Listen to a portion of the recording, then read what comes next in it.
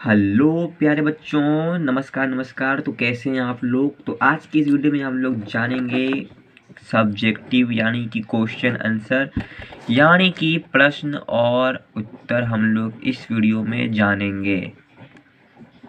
ठीक है बच्चों, हम लोग इस वीडियो में प्रश्न और उत्तर जानेंगे जो कि बहुत ज़्यादा इम्पोर्टेंट है इस चैप्टर से। ये कहानी बच्चों, ये चैप्टर ही बहुत इम्पोर्टेंट है। इस चैप्टर से हर एक सवाल आते हैं।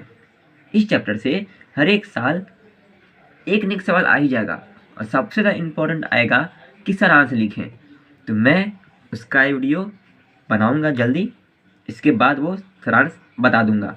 ठीक है, तो आज ये जान लीजिए। उसने पहला क्वेश्चन है, उसने कहा था कहानी कितने भागों में बटी हुई है।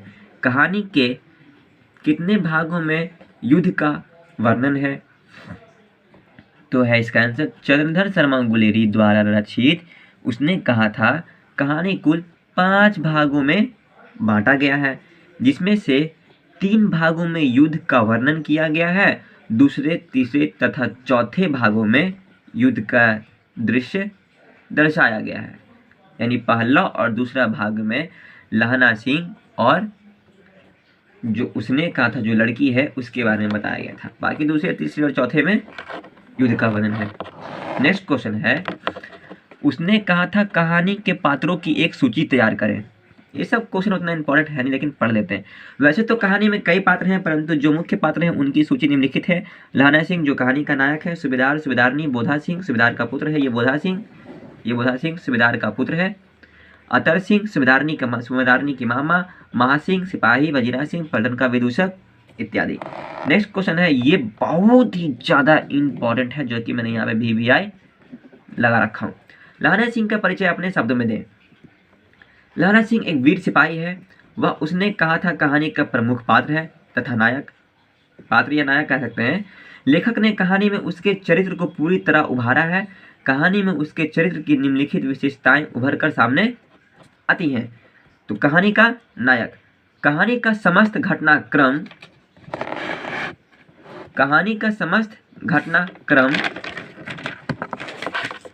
लहना सिंह के आसपास घटता है, जिससे यह स्पष्ट होता है कि वह कहानी का प्रमुख पात्र तथा नायक है। दूसरा पॉइंट, सच्चा प्रेम। देखो बच्चों, पॉइंट बाय पॉइंट लिखोगे ना तो अच्छा लगेगा देखने में, एग्जाम में नंबर अच्छे देंगे। सच्चा प्रेम, लहना सिंह एक सच्चा प्रेमी है। बचपन में उसके हृदय में एक अनजान भावना ने जन्म लिया जो प्रेम था। ठीक है, यद्यपि उसे अपना प्रेम ना मिल सका, लेकिन फिर भी उसने सच्चाई से उसे अपने हृदय में बसाए रखा। ठीक है, नेक्स्ट पॉइंट है बहादुर तथा निडर। लहना सिंह बहादुर तथा निडर व्यक्तित्व का स्वामी है, तभी तो वह बैठे रहने से बेहतर युद्ध को समझता है। चतुर, लहना सिंह बहादुर होने के साथ साथ काफी चतुर भी है, इसलिए उसे लेफ्टिनेंट साहब को नकली होने का शक हो गया और उसने चतुराई से उसका भांडा फोड़ दिया। ठीक है, सहानुभूति तथा दयालुपन, लहना सिंह के चरित्र में सहानुभूति तथा दया भाव भी विद्वान है, इसलिए वह भीषण सर्दी में भी अपने कंबल और जड़ से बीमार बोधा सिंह को दे देता है। बोधा सिंह कौन था? सूबेदारनी का बेटा।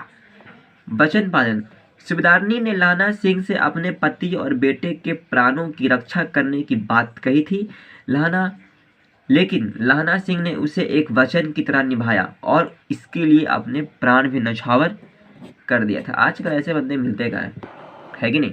आजकल ऐसा कोई नहीं है। अगर आप हैं तो कमेंट में बताएं। नेक्स्ट सवाल है, कल देखते नहीं या रेशम से कड़ा हुआ सालू, यह सुनते ही लहना सिंह की क्या प्रतिक्रिया हुई। इसका उत्तर है कल देखते नहीं या रेशम से कड़ा हुआ सालू, यह सुनते ही लहना सिंह को काफी गुस्सा आया।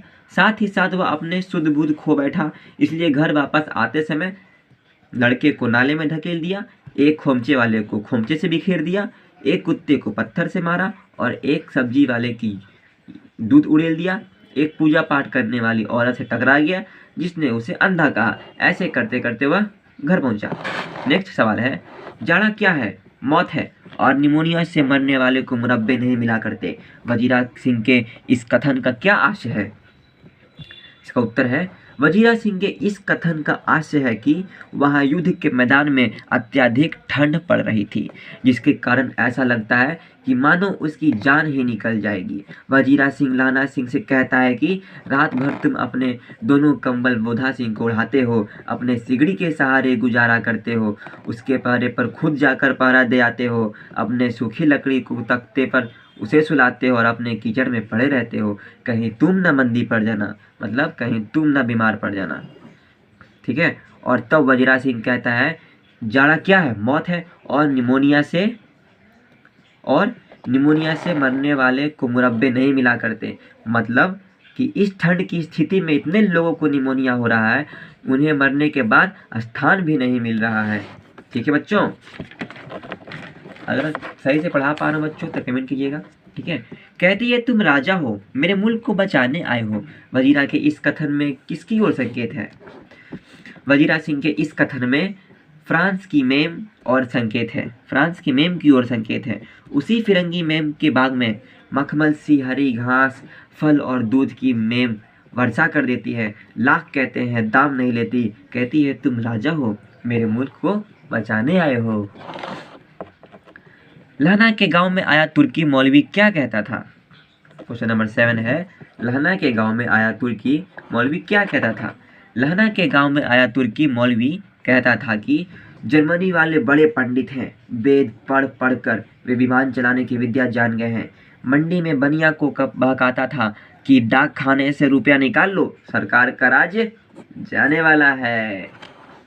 नेक्स्ट सवाल है, लाना सिंह का दायित्व बोध और उसकी बुद्धि दोनों ही स्पृहनीय है। इस कथन की पुष्टि करें। यह सत्य है कि लाना सिंह का दायित्व बोध और उसकी बुद्धि दोनों ही स्पृहनीय है। लाना सिंह ने जिस तरह वह अपना दायित्व निभाया वो सच में काबिल तारीफ है, क्योंकि सुबेदारनी ने अपना आंचल पसार कर अपने पति और बेटे की जान बचाने की भीख मांगी थी। लाना सिंह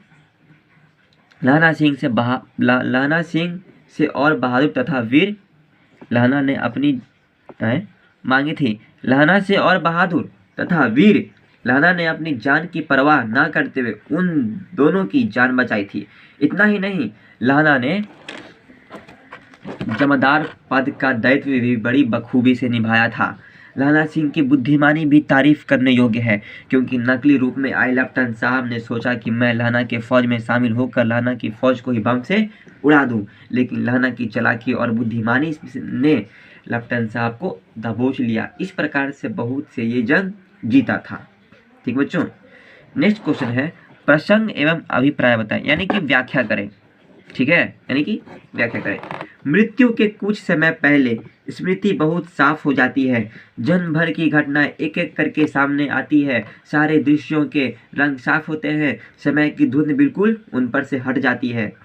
तो अगर ऐसा व्याख्या करने वाले क्वेश्चन आए तो सबसे पहले आपको ये लिखना होगा, प्रस्तुत पंक्ति चंद्रधर शर्मा गुलेरी द्वारा रचित पाठ उसने कहा था से लिया गया है। इस पंक्ति का अर्थ बड़ा ही भावुक है। जब लड़ाई खत्म हो जाती है तो लहना सिंह को अपने 12 वर्ष की अवस्था की याद आने लगती है। अमृतसर शहर के चौक पर दही वाले दुकान पर मिली वो 8 साल की लड़की तेरी कुड़माई हो गई धत कहकर देने वाली जवाब उनको बहुत याद आ रही थी। लहना सिंह जब जमादार पद पर नियुक्त हुआ था तब उस लड़की की याद उन्हें ज़्यादा नहीं आ रही थी, लेकिन जब मृत्यु नज़दीक आने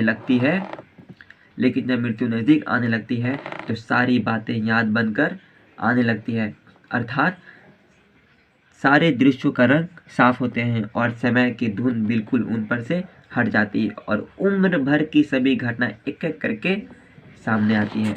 बच्चों, यह कहानी बहुत ही इंटरेस्टिंग है। आप लोग अगर एग्ज़ाम नज़दीक है कोई बात नहीं, टाइम निकाल के इसे पढ़ना जरूर। व्याख्या करें। अब के हाड़ में यह आम खूब फलेगा। चाचा भतीजा दोनों यहीं बैठकर आम खाना। जितना बड़ा भतीजा है उतना ही यह आम है। जिस महीने उसका जन्म हुआ था उसी महीने मैंने इसे लगाया था। तो इसका आंसर है, प्रस्तुत पंक्ति चंद्रधर शर्मा गुलेरी द्वारा लिखित उसने कहा था से ली गई है।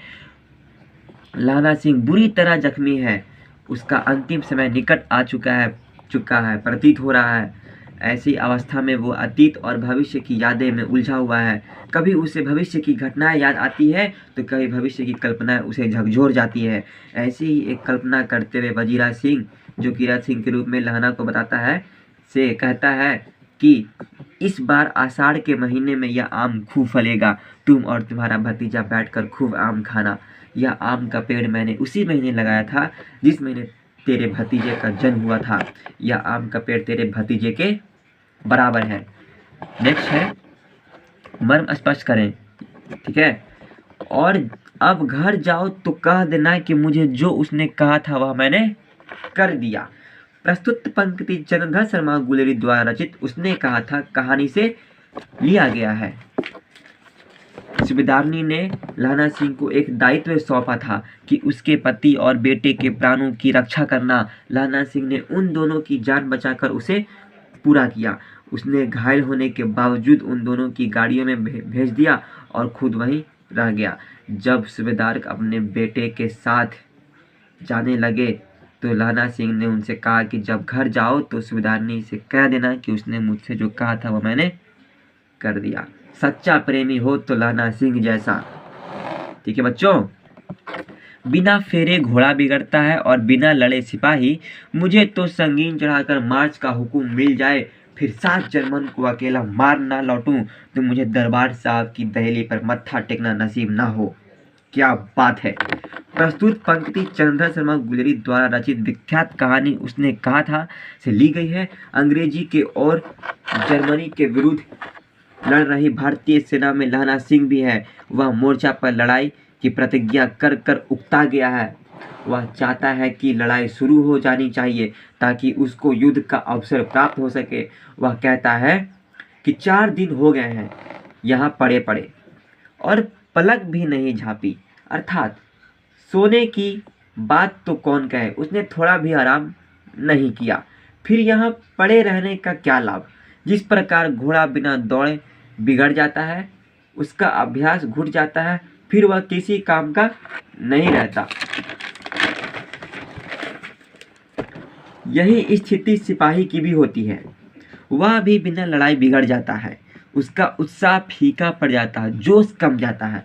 अतः हमारी आदत बिगड़ने से तो यह अच्छा है कि हमें जर्मनों पर टूट पड़ने की आज्ञा दे दी जाए।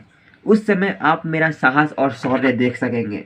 अगर मैं अकेला ही 7 जर्मन सैनिकों को मार कर न लौटा तो मुझे दरबार साहब अमृतसर का स्वर्ण मंदिर का दर्शन करने की सौभाग्य ना मिल सके। तो बच्चों, यह कहानी बहुत ही ज़्यादा इंटरेस्टिंग है और दिल को छूने वाली है। तो इस कहानी को जाकर आप लोग पढ़ना, समझना और सोचना कि लहना सिंह क्या बन सकते हो या नहीं। लहना सिंह की तरह बुद्धिमान, साहस, चतुर, बलिदानी बन सकते हो।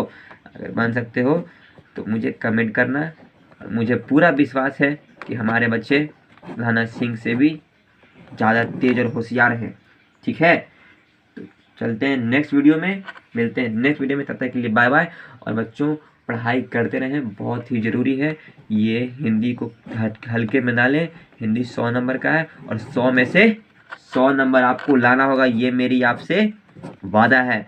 और जो भी हमसे वादा करना चाहते हैं वो कमेंट में करके हमें बोलें कि सर मैं वादा करता हूँ कि मैं हिंदी में 100 में 100 लाऊंगा और आपके चैनल का नाम का रोशन करूंगा, साथ में अपने मम्मी पापा का भी। ठीक है बच्चों, तो मिलते हैं नेक्स्ट वीडियो में। तब तक के लिए बाय बाय।